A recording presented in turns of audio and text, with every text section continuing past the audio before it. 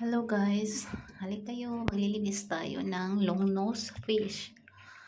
Ito yung long nose fish namin, 2 piraso. Mahaba.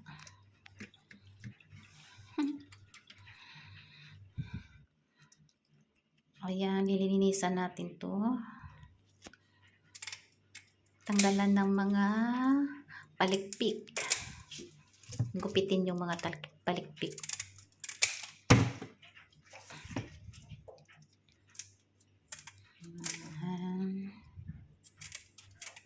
Masarap na isda to. Masarap yung laman.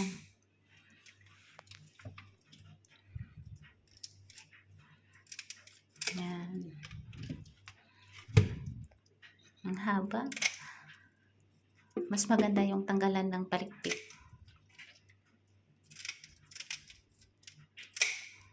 Kasi mahaba yung palikpik eh. Ayan. At saka tanggalan ng kaliskis.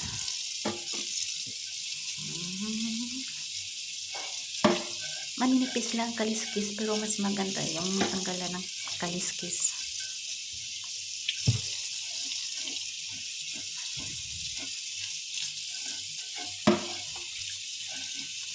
Ayan.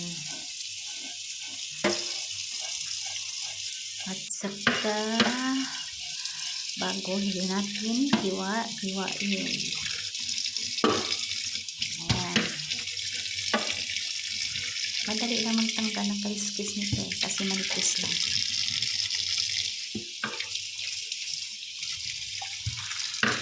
At saka putulan ng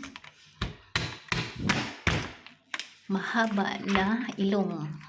Kaya tinawag siguro to na long nose fish. Kasi ang haba ng ilong. Ang haba. Haba ng bunganga pala. At saka tanggalan ng bituka. Tanggalan ng bituka. Masarap to kasi fresh na to fresh na isda. Long nose fish.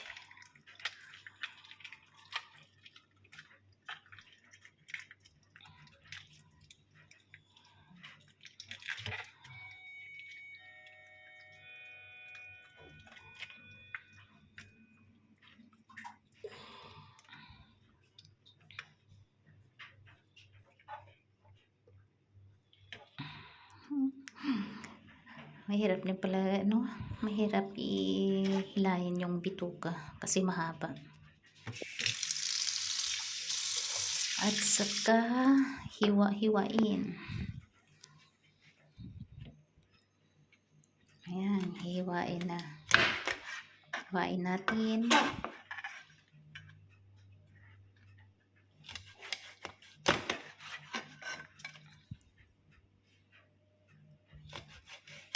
Masarap ito sabawan, sinabawan o kaya prito. Kasi masarap yung laman yan.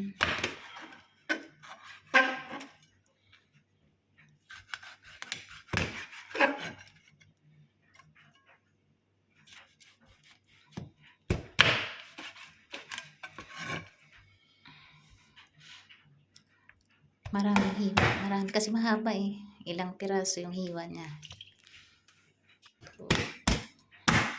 Ito yung pangalawa. Tanggalan din ng ilong at saka bunganga. Mahaba.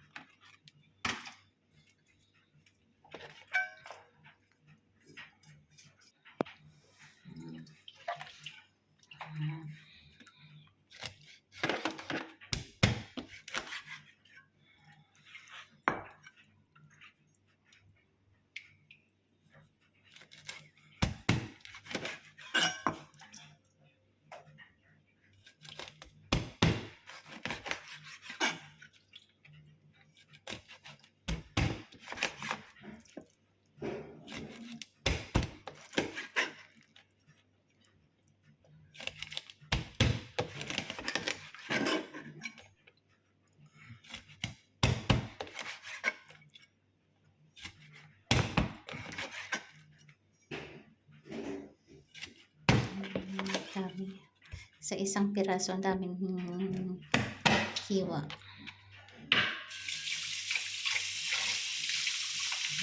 Tapos na. Ito na lahat. Maraming hiwa. Malinis na. Thank you guys for watching.